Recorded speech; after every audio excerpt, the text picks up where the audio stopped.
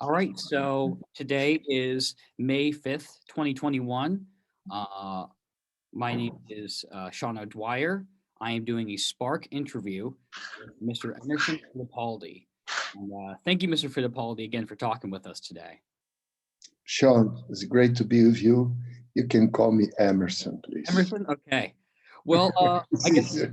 my first question has to do with that. So I understand that you're named for Ralph Waldo Emerson. Were your parents fans of literature?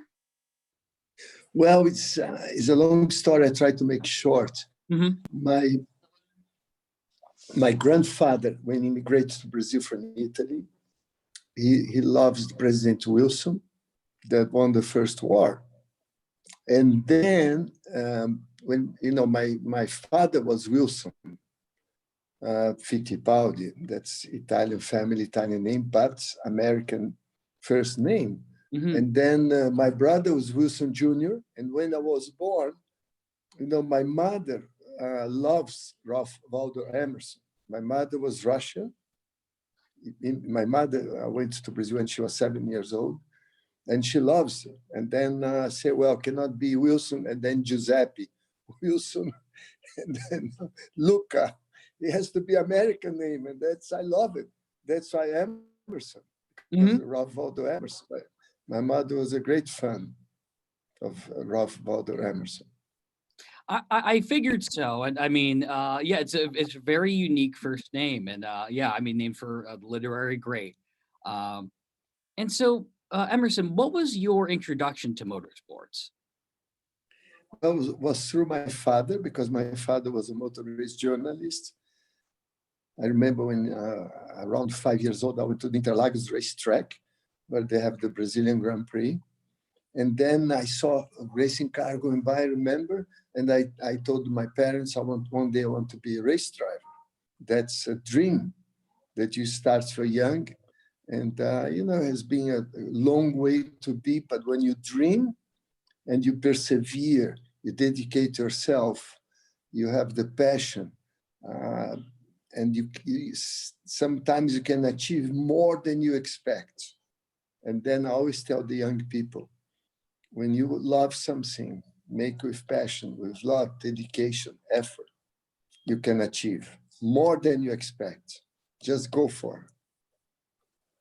And so, when you went for it, I guess, when you first started racing, I mean, how did you do it, and how did you sort of get used to this, just very, fast-paced and exciting and dangerous kind of sport? Well, I have the passion to start. My father was, I would say, mid-class Brazil. He didn't have money to sponsor me. And then when I was 14 years old, I designed a steering wheel that I registered as Formula One steering wheel made with leather and sew by hand. And I did one, I sold one, and then with the price I sold one, I make two. After two, I made four. And then I start like a small accessory industry in Brazil that helped me to sponsor my karting racing. I started racing go-kart first. I manufacture my own go-kart as well. I decided to do because I always love the construction, the building, the technical part of a racing car. And then I was selling other go-karts to friends, to people to race, sponsor myself. And then we had Formula V in Brazil, a small formula with Volkswagen engine. And it was my first formula I built with my brother, Wilson. We built was called Fittipaldi Formula V, FitV, the nickname in Brazil. We sold it to other drivers. And, that's how I started. It was, a lot of hard work to sponsor myself in racing. And then 1 or 2 years later, we built a prototype called Fittipaldi Porsche. It was the fastest car in Brazil with Porsche engine. We broke the lap record in Interlagos. And at that time, I was doing a lot of accessories for Volkswagen mainly, like magnesium wheels, special gearbox, special carburetors for the engine. Most of the equipment to sell for the street cars, modified street cars. and again was sponsor myself to race. And then I was invited to. Oh, sorry, I think the video cut out here. Yeah, I coming can hear back. you. Okay, there we go. Sorry. That's all right. That's all right. So, anyways, sorry, you were, And then I was invited by the oh, go ahead. by a Brazilian, and then I was invited by the Brazilian Renault factory, who was making Renaults in Brazil, to be like the official driver for Renault. It was like semi-professional. We didn't make money, but we have a free ride. I could drive the car with no cost. And then was from there, I had the dream to go to Europe and to be a Formula One driver. That's my history in Brazil for 3 years or 4 years of racing before going to Europe. And of course, this is all when you're in your, teens and early 20s. Yeah. Do you remember if there was a moment, like any moment that you can pin down when you thought, I'm going to do this professionally. This is what I'm going to do? Well, when I had already this opportunity from the factory as a works driver for Renault and race in Brazil, I had the dream to be a Grand Prix driver. And I said, the best racing country at that time to start for young driver was England. They just launched Formula Ford, was a very low cost formula. And at that time I had like a pickup truck. I had my Formula V car, and I have a street Volkswagen modified that I sold the three. I got enough money in my pockets, and I went to England to buy Formula Ford and to start racing in England. Was my next step, my next dream to go to Europe and to do. And then I bought a Formula Ford there in England. I hardly could speak English. It was very difficult communication.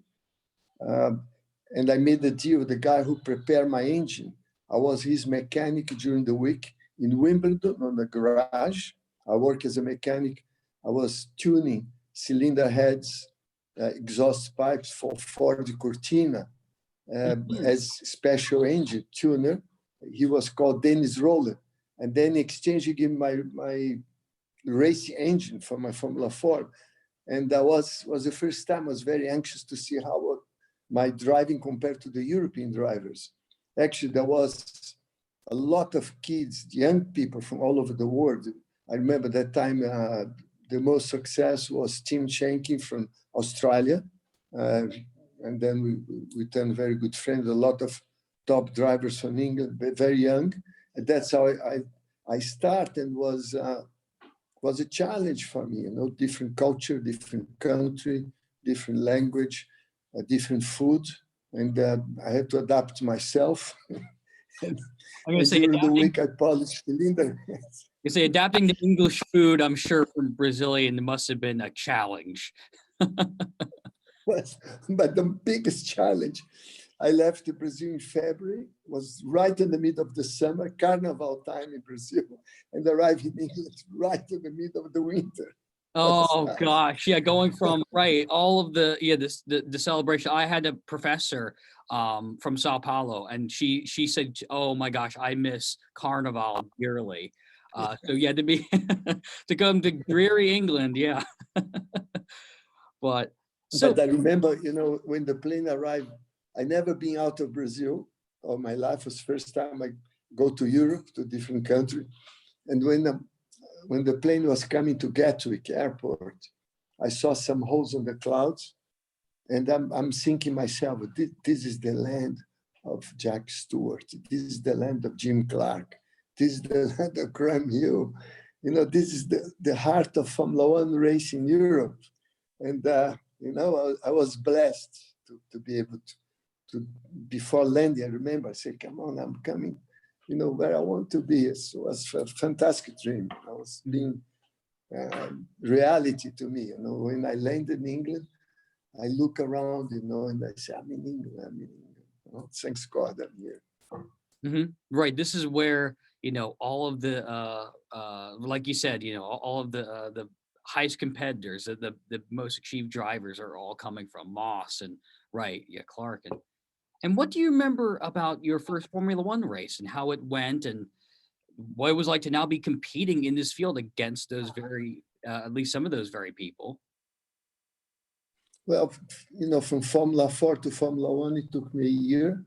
And Colin Chapman, who was at that time the best engineer, the best car design, Formula 1 design in the world, invited me to drive for Lotus, and was very, for me, it was a big honor. And then I decided to start at the British Grand Prix in July, exactly a year after I arrived in England, and was old Lotus. Was not the most modern Lotus, but for me to start as a rookie, it was very good. And I remember when I stopped on the grid, the Brands Hatch, the British Grand Prix, I look on my right and Graham Hill stopped next to me with another Lotus. And I look, I say, I'm starting next to Graham Hill. For me it was, the year before I was asking autograph for Graham Hill, Jack Stewart, all these big heroes of myself. And then I was starting next to him. Was a very special moment. The first Grand Prix race I did, Brands Hatch, the British Grand Prix, 1970. Mhm. Yeah, in fact, I was watching some clips on YouTube of that race, and I mean, this is, obviously over 50 years later, and just a short clip, and I was white knuckled. I mean, like just watching this, I'm like, oh my gosh, this is just thrilling, and to know just, I mean, just how dangerous it was too. Now, not to backtrack here too much, but can you tell me about your relationship with Ayrton Senna and his family? Well, we had a very long relationship because when I was testing Formula One at the Interlagos racetrack in Brazil, Ayrton was a teenager, and he and his father used to come after testing the go-kart track next to the Grand Prix track. They used to come to my pits to follow my Formula One race. And then I met Ayrton, and he was about 13, 14 years old. And we always very good friends. It was a very special relationship. And I introduced Ayrton to a lot of people in England, in Europe. He was a great friend, a fantastic driver. Mm-hmm. And I know it's a little bit heavy, but this past week actually marked the 27 years since his death. And in fact, today is 27 years since his funeral. How do you look back on Senna and his impact on the sport? Well, I think when Ayrton was on top of his career, this fatality happened. And like to me, very often I talk to Ayrton when I used to live in Miami. Many times he came to my house when he was off season. We're very close friends. And to me, he would never die on a Formula One car. To me, he was immortal. Ayrton cannot die on a driving Formula One car. And it was a big shock. I was testing the Penske IndyCar in Michigan Speedway on May 1st. And then Chuck called me, the team manager from Penske, on the radio, and say, Emerson, come in. We had a code because I was doing a long run full tank, and we had like a code. If it tells coming in, could be something losing on the car that they could see from the pit, could be emergency, because I was doing a run of 28 laps, and he called me when I was about 17 laps on the run. And then I back off immediately. Michigan is very fast. It's one of the fastest super ovals in the world. I back off, I come in, and he said, well, your family want to talk to you. So can you imagine to stop testing on full tank run? I said, something happened to my children. And then I pick up the phone and say, no, Ayrton just died in Imola. That was a big shock to me and to everybody. Mm-hmm. And how do you, I guess, in a related sense here, and you're talking about also your earlier year entry into Formula One, how did you deal with the danger that came with your profession? Well, at that time I have to accept it was a very high risk. I always a man of tremendous faith, very good faith, and then I think it helped me a lot. But when I arrived at the paddock into a race mood, I was thinking I'm going to give 110% of myself to drive the car 110% and enjoy 110% because that is my life. I left Brazil with this dream. We knew that there was a high risk, but my commitment to the sport, to myself, was there, and we have to accept. It was a very tough situation. We lost average 3 drivers every year. From the beginning of the 70s, only 21 drivers. That means beginning of the season, look at pictures, say, well, 3 guys are not going to be there at the end of the year. And it was tough. It was tough. There was a big fight to improve safety on the cars, to improve safety on the racetracks, to improve more efficient rescue team, to have a better driver equipment like helmets, racing uniform, more fireproof. We had a lot of fire at that time in Formula One. Mhm. And I was going to say, because in that first season, of course, Jochen Rindt was killed at Monza in qualifying. Um, where were you when that happened? When he was killed at Monza? Well, that was one of the biggest trauma I had, losing friends in motor race. We just had the breakfast together. In the morning, he invited me to drive his Formula 2 team for next year. He and Bernie Ecclestone had the Formula 2 team at that time. I accept. I say, Jochen, for sure, 971, I will replace you. He asked to replace him. He had the Formula 2 team and drive Formula 1 and Formula 2 was nearly every weekend. And then for me to learn, I said, it's a great opportunity to continue Formula 2. I can learn a lot, I accept. And I was on the cockpit, I just stopped my car in Monza, was Saturday morning. And then I saw the red flag went on, and Colin Chapman come to me and said, Emerson, don't go out. Jochen had a bad crash, and it happened. It was just like that. Big trauma to me, to the family, to everybody. But also, immediately afterwards, you're taking his place. I mean, or at least driving, for his spot on the team. How did you take on that responsibility?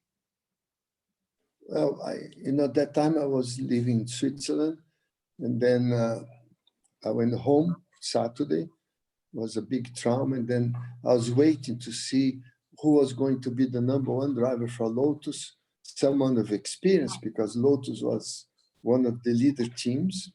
I was going to do my 4th Grand Prix only, and then we decided not to race in the Canadian Grand Prix in Toronto.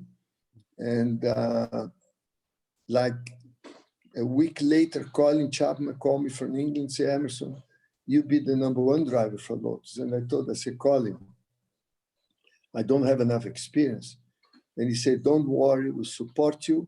We'll help you.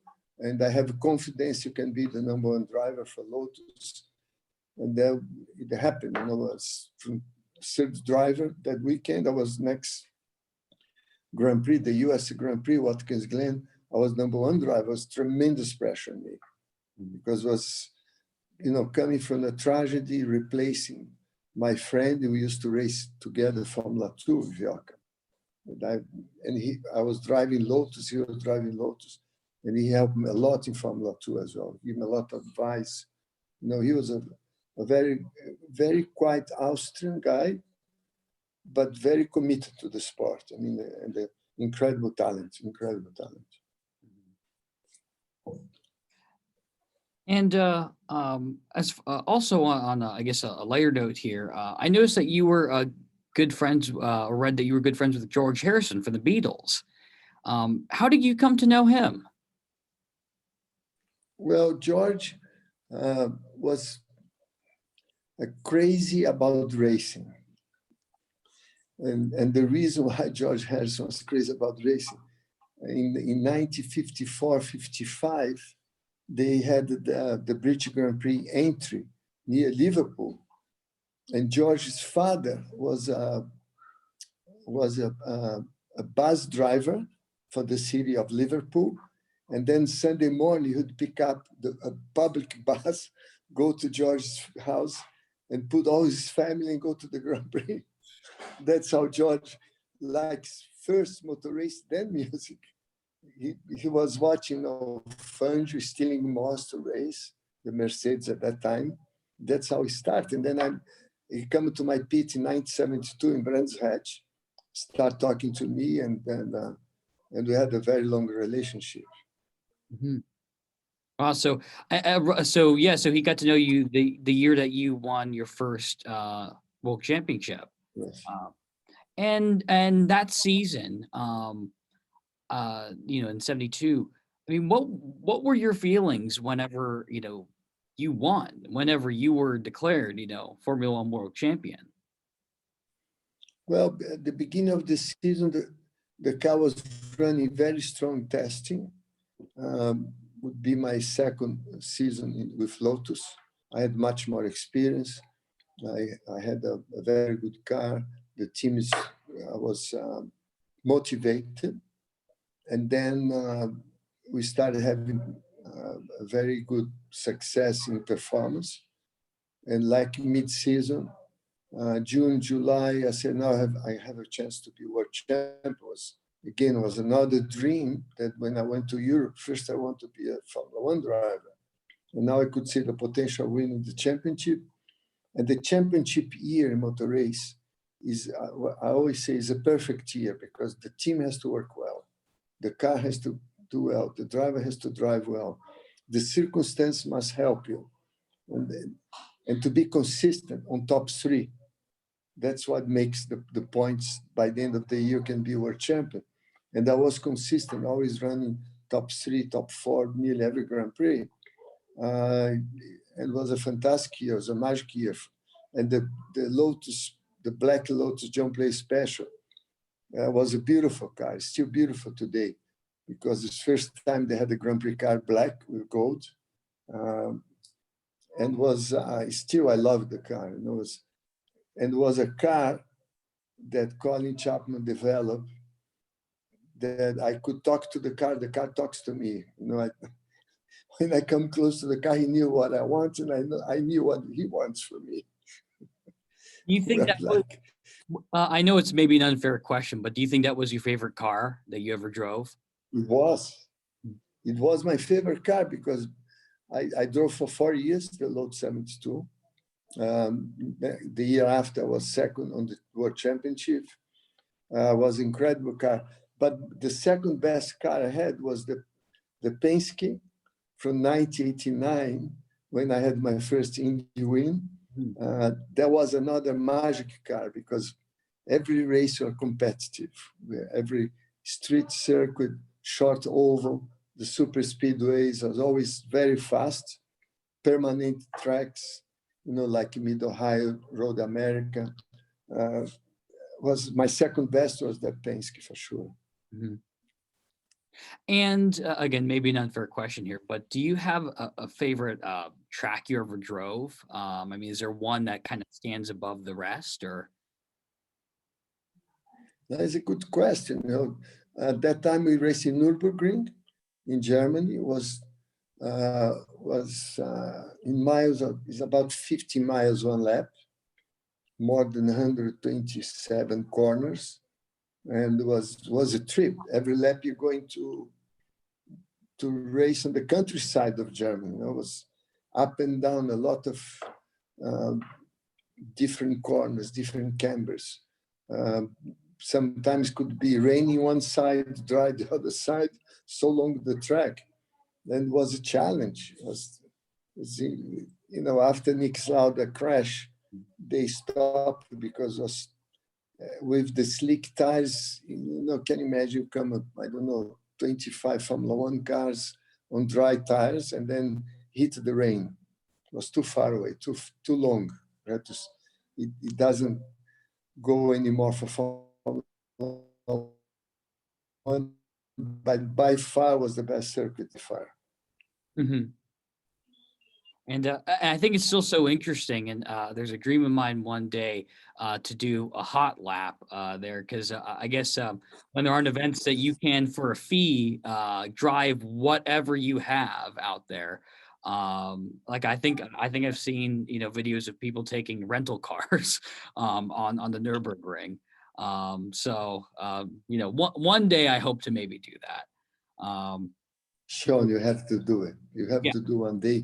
People who likes racing have to experience Nürburgring. It's an incredible track, incredible. Mm-hmm. It's the only one in the world, unique. Mm-hmm. And now, have you ever regretted walking away from Formula One at only 33? Sorry, have I ever regret? So have you ever had any regrets about walking away from Formula One when you were only 33 years old?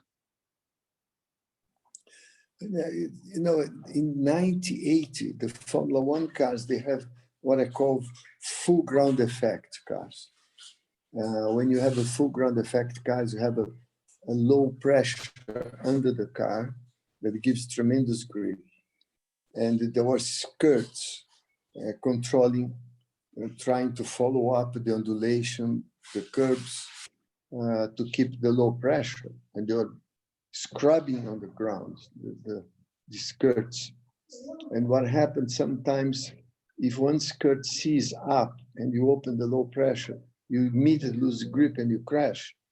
And then I was driving a car that I didn't know if I lose the full ground effect, I would crash immediately because I would lose the grip and I would fly with the G force I would be like a passenger in a fraction of a second.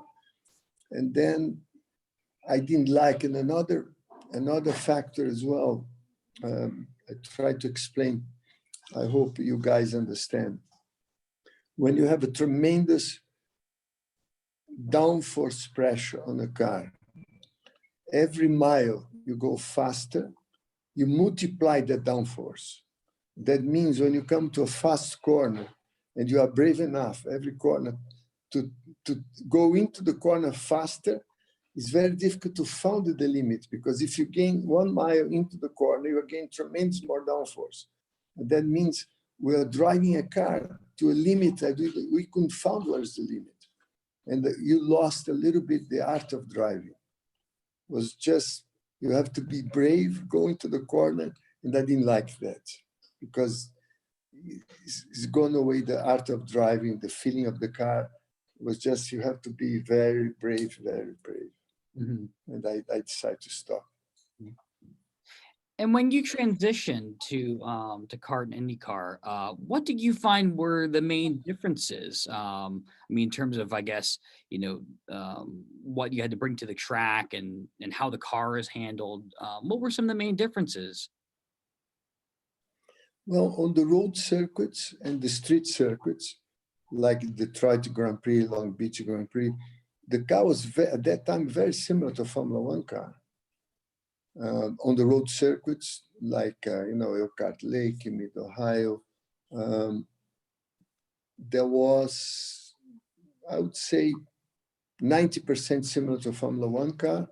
But the big challenge to me was the oval, because the oval, just the driving. First, you have to drive because of the tremendous speed. You have to turn into the corner in a very smooth way to rotate the steering wheel, to fuel the car. You have to fuel the car before something goes wrong. You have to find the limit. The limit is very marginal. But what really was a learning experience to me was the setup of the car, because when you only turn left You change the cambers of the car. The car goes different cambers. You have tilt on the chassis. You have different corner weights. Normally put a little more weight to the right front suspension on the spring ratio. You have to be very critical on the pitch of the car. You know, what angle the car is running. And when you think about so much more complex than a car that you turn right and left on a road circuit, people don't realize how much more final tuning to get out of the four corners maximum you can get than a car on the road circuit, turning right and left. And that was amazing how much I learned in America. And because of my background, since I started manufacturing cars in Brazil, I always loved the setup of a car. I always loved the construction of a car. That mean was like going to the next stage of a driving ability and the driving setup of a car. And was very, very interesting. The stagger from the tires. You know, each tire has a different diameter. They're never the same because you help to keep turning left. When you go down on the straight, the car has different casters, and then the steering wheel, the car is pulling to the left, and on the straight you are turning to the right, and you come to the corner, automatically you go into the corner with the steering wheel. But you know, that's all different from what I experienced before. And I had the beginning, I had a great help. AJ Foyt was the first one when I arrived in Indianapolis.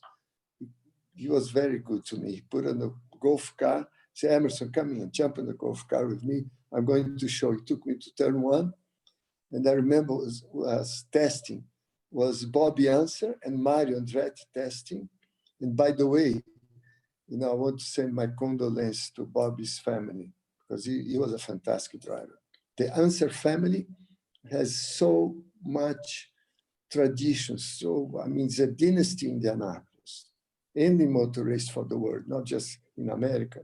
And Bobby, I call him Uncle Bobby because all junior hockey. And he was a very tough competitor, but outside of racing, it was so much fun. And we lost one of the legends in the race. Yeah, I mean, his loss is felt, and you know, it's definitely here, you know, at the Hall of Fame, and you know, now another project that I've been working on, and he was a contemporary, I guess, and also, you know, car builder by this point.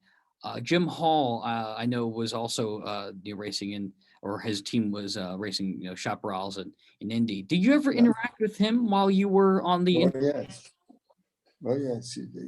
You know, he was another very special guy, you know, because he had some ideas that was so advanced as well. You know, he was a racing spirit, a racing soul, and he did incredible cars, the Chaparral, and then he had a Formula Indy team when I was racing, and sure, he was a very interesting guy, very technical, very advanced. Apparently, people say that he's the one who invented the wing for cars. You know, there's a story that he was testing in Texas. He was doing like on a sleeping pad, and then he decided to put a wing. I think he was the first guy who put a wing on a race car, if I'm not wrong. No, I no, think yeah, that is my Jim Hall understanding. was, yes. You agree? Yeah, I've been going through actually the photos of those early tests at Midland, in Midland, Texas. So it's been really fascinating. I'm like, wow, this was taken. I mean, when they were figuring this all out.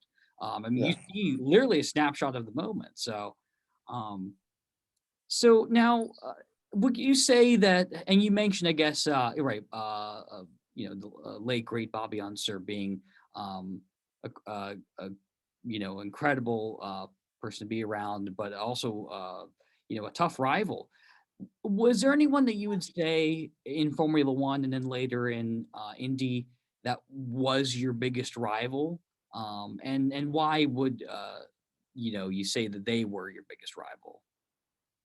Well, if you know Formula One, when I arrived Formula One, it was the last few years of Jack Stewart.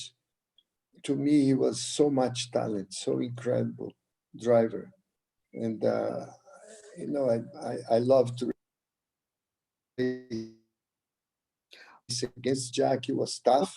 I was much younger than Jackie, but he was tough. Sorry, I apologize. The feed on my end cut off for a second. Uh, could you circle back to what you were saying about Jackie Stewart? Sorry, again, the connection went out for a second. Sure. Well, Jack Stewart, when I arrived in Formula One, he was already established world champion. I was, the boy that comes from Brazil. Boy wonder, yeah. And he was tough. Jack was always tough, but great champion, great talent. And then I was lucky that I raced with so many good drivers on the 70s in Formula One. Niki Lauda, Clay Regazzoni, Carlos Reutemann, James Hunt. So many, Alan Prost, Nigel Mansell. They all from the 70s, and I was lucky. It was a period of my life that 10 years I did in Formula One was incredible talent drivers that I race against, but I learned a lot from them. Good people, good drivers. And there was a lot of camaraderie because the high risk outside of the cockpit of always good friends and always good relationships, because we knew any day one of us could not be there. And there was a lot of respect. And great drivers.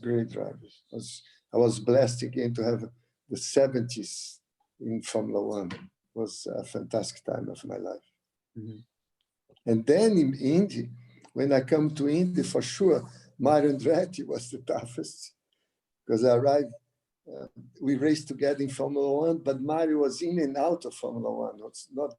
I was 11 years, actually, I did 11 seasons in Formula One. Mario did some in, some out, but he was an incredible driver. Mario, I always say Mario could drive anything with wheels.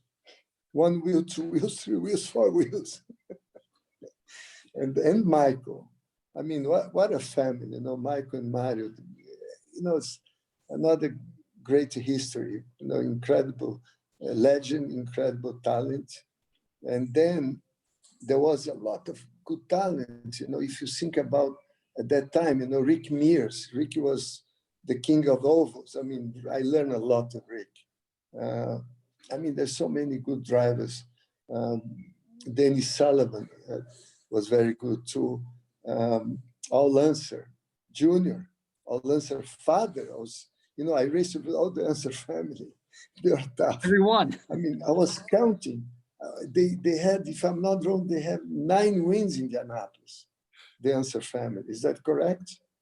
I'd have to check. 9 wins. But yeah, that sounds right. 4. Yeah. All Lancer Senior 4, Bobby's 3. That means 7, and Junior 2. 9 wins in Indianapolis. One family. It's an incredible record. I don't think this will be forever in the history of Indianapolis. I'm gonna say I don't know that you have a dynasty like that again. Yeah, for Indy. Yeah. Incredible. But there's so many good drivers in Bob Rahal. There was a lot of good drivers, and was the most enjoyable time of my career when I raced in the cars. I was telling my family that time, well, I'm going to do a few races every year. I come from Brazil to do a few races. I always very good friend of Chris Pook that founded the Long Beach Grand Prix.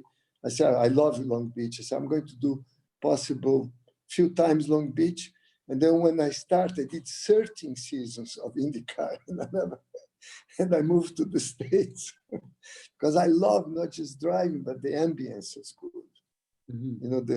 integrity of the sport in America is different from Formula One. There's more respect for any sport in America. I learned a lot in America. Great time of my life, for sure. And I know you've been asked this before, and but I feel the need to. So, of course, famously in '93, when you won the Indy 500, you made a break with tradition, had orange juice rather than milk. How do you look back at that moment now? I mean, after all these years, Well, it was incredible because I had a contract with the orange juice people to drink orange juice on every win on the podium. And then I won the Surf's Paradise race. I drink the orange juice there instead of champagne. And when I won Indianapolis, I drink the orange juice and then the milk, but the press never put a picture of the milk. The news. And it was incredible. It blew up the story all over the world. But I drink the milk that day. But nobody put the milk. Right. Doesn't and I mean, maybe an unpopular opinion here, but I mean, after a race, when you're in a car and you are, I mean, you were worn down and sweating. I mean, I'd personally rather have orange juice. That's just me, but I think it's a little more refreshing than milk. But anyway, maybe a popular opinion. Um, so now, of course, a couple of years later, '96, you had an injury that led you to at least semi-retire from racing. Can you tell me how that affected you, and how that led to your decision to kind of, take a step back from the track? Well, it was incredible because Saturday afternoon after qualifying, I qualified fourth. I was 49 years old. I was going to retire from racing. I called Roger Saturday afternoon. I said, Roger, I must tell you that after Laguna Seca was going to be our last race, I'm going to retire because the end of the year will be 50. I enjoy every second. I'm still running quite fast, but I will retire. And Roger said, Emerson, I think you're doing a wise decision. And then next day happened the crash. I was only going to have like 2 or 3 races more after the crash. And then was, thanks to the carbon fiber, thanks to the safety of cars, at that time, I hit the impact was 117 Gs into the wall when I hit backwards. Normally, you'd not survive. But because I hit backwards, all my organs was against the back of the car, the back of the seat. I broke all my ribs. I had internal bleeding on my lungs. Anyway, I had no oxygen. The rescue team, the doctors there saved my life because I arrived at the emergency hospital, the Paddock. They have a small hospital. They can operate. Very good people. The rescue team in America is fantastic. Dr. Steve Owen, who always took care of the drivers. They did an incredible job in safety to help the drivers in America. I arrived there, my lungs, I could not breathe. And then the local doctor said, Emerson, there's no time for anesthesia. And he picked up a tube with a hammer and raised my arms and hit me. And the tube went through my lungs, through my ribs, and got all the blood out, and I could breathe. And then they saved my life. And then I broke my neck, C7. But anyway, the best thing that happened to me, that experience, when I was recovering in hospital, actually I was in my home, but still in bed. And Alex Dias Ribeiro, who is the president of Athletes of Christ of Brazil, is a very good friend for many years, arrived with the Bible on his hand. And I say, are you coming because you think I'm going to die? And he said, no. I'm going to introduce Christ. I'm going to introduce Christ. And then I accept Christ. I was reborn again. And I'm a man of tremendous faith, but I think it was a big call from God, say, "Guy, now come to my side now. Stop this racing. now, now we are going to work together," and it changed my life. It was the best win of my life to accept Christ. Mhm. And my wife is Christian too, all Christian. My son, Emo Jr., that's why I'm in Europe, he's racing now. Next week, he's going to race in Denmark, 14 years old, Formula 4. And we're all Christians. We have a lot of faith, and I think that's important in today's world. And then when you have a faith, I respect all the religions. I'm talking about my faith, and it helps a lot with all this crazy world that's going through now. You know, you have to have a faith, you have to believe and ask for help, and God's going to help you for sure. Right. And especially with how, like you said, this crazy world with, I mean, with this past year, and I mean, still, you know, now, and thankfully, you know, again, Yeah. Mo Junior can, you know, get out onto the track. I mean, it is really remarkable. Yes. And let's see. Now, what do you consider to be your greatest achievement in motorsports, if there is one? Again, maybe that's an unfair question, but do you think there's any one thing that you would say is your greatest achievement? I think for sure was the first World Championship when I won the Italian Grand Prix, and my first World Championship in Monza was because to me, when that day happened, I say, what else I want in life? And then I went, we had a big celebration Sunday night. I used to live in Switzerland. It was like 4 hours drive from Milano. I drove home and then arrived like 6 o'clock in the morning at the house in Switzerland. I had lunch with my father and my brother. And I told my father and my brother, I'm retired from racing. I was 25 years old. And my father looked to me, "You're going to retire?" I say, "Yes, what else I want? I want the World Championship. It's a lot of risk." And then the father always give good advice. And my father said, "Listen, you love racing. You have the passion for racing. Race is your life. You can retire now, you'll be happy. But I'm sure a year from now, you want to go back to the cockpit, to be much more difficult than if you continue." And he was right, and then I continued. But Monza was the biggest achievement, yes. Mhm.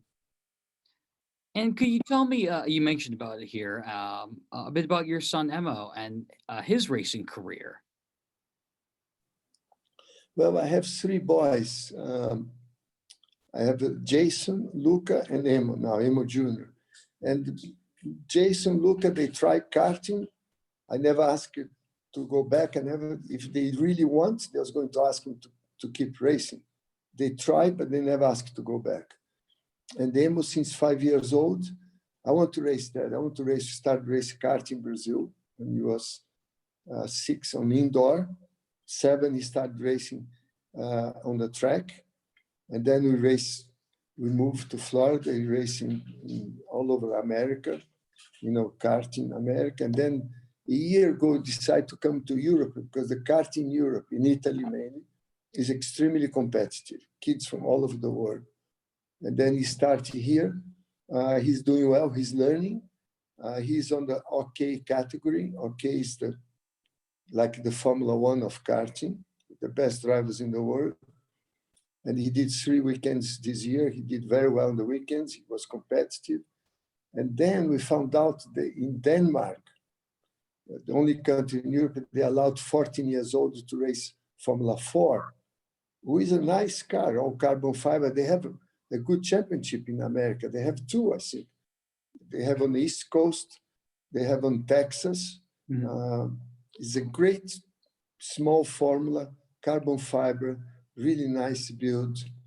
And next week will be racing there. First time he's going to race a car. He's going to learn. The Scandinavian drivers, historically, they are very competitive. They come from rally. They are very good on snow, ice, rain a lot in Scandinavia. And then it's going, I'm sure, it's going to be a lot of races going to be raining.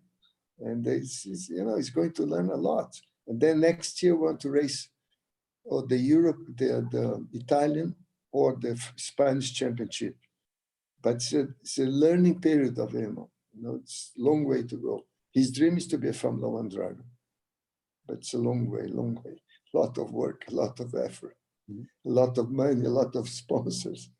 Always very difficult. But it sounds like he's on the right path and well on his way. I mean, by the sound of it. So, and I guess my last question here, and some way related to that. What advice would you give to young people who want to pursue a career in motorsports? Well, I think motorsport is a fantastic sport. It's very, very demanding physically, technically. It doesn't matter what you're going to do in motorsport. You have to give yourself 100%. You have to have the passion, the dedication, because then everything will come back to you. And anything you do in motor race, do with love and passion, because that's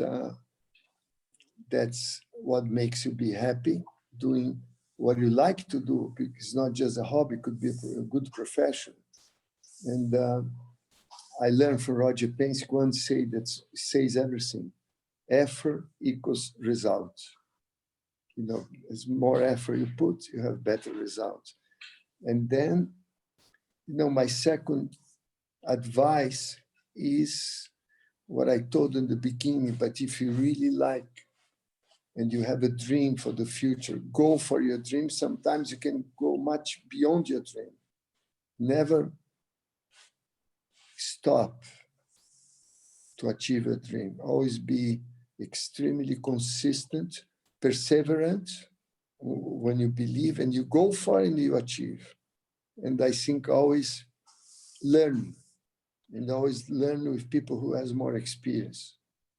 And sometimes the young guy doesn't like to listen to people with more experience, but it's very important.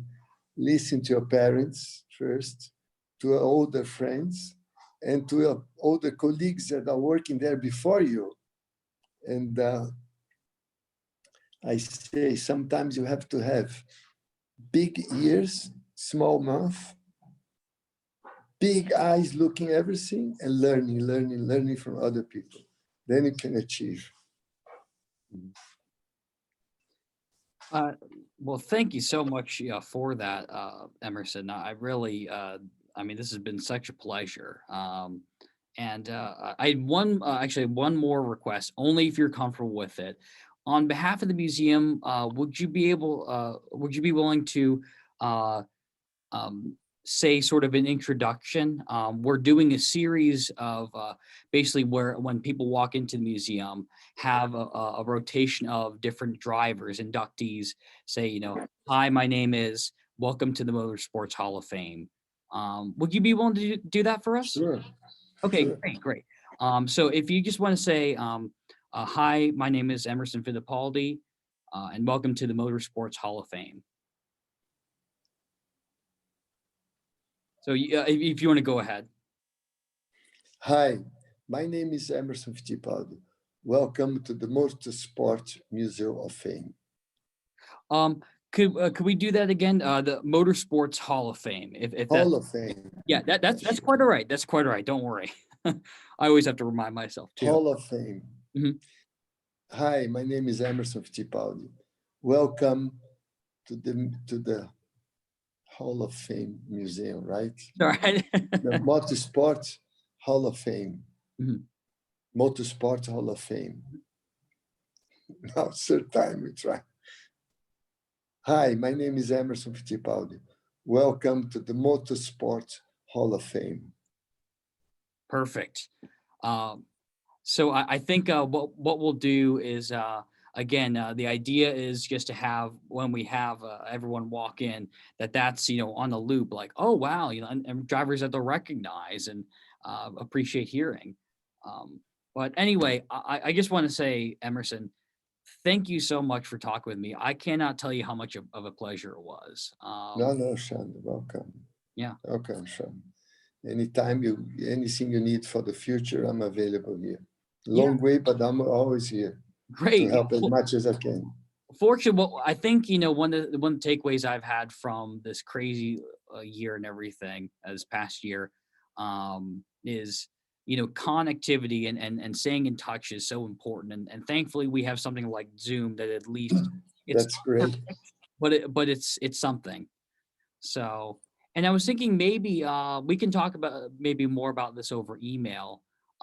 But maybe if he has a time and is all up for it, maybe if your son Emmo might be up for talking with us about his start in motorsports. Yes, sure. Oh, yes, it'd be a pleasure.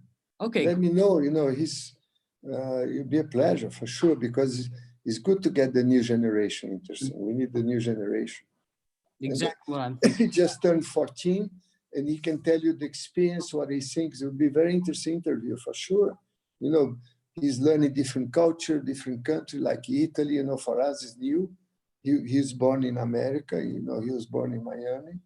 And, it'd be interesting to see. I'm sure the other kids are going to look for. Yes. Anytime, just send me mail and organize for sure, Sean. It'd be interesting. Great. Good idea. Yeah, I'll circle back and we'll plan it out. But Okay. well, thank you. Very good. Thanks so much again. I'll pause recording now.